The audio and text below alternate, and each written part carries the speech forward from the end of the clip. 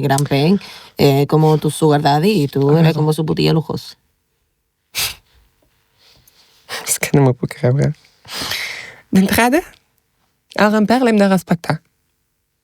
D'acord? Yo respeto a Grampen. L'hem de respectar. I a mi també, sisplau, que no se'm digui prostituta. No te he dicho lujosa. Sí. Tú escucha lo que quieres escuchar. Òbviament. És que si em dius que sóc una puta barata, agafo les coses i marxo, com va fer la narca. Bueno, s'ha de determinar, no hem vist els rebuts. Perdona? ¿Qué ha dicho? No entendí. Les meves amigues m'estan dient prostituta? No te estoy llamando... A veure, que consti i que quedi clar. I m'allunyaré una mica del micro per si faig algun crit. La meva relació amb el Gramper està basada en l'amor, d'acord?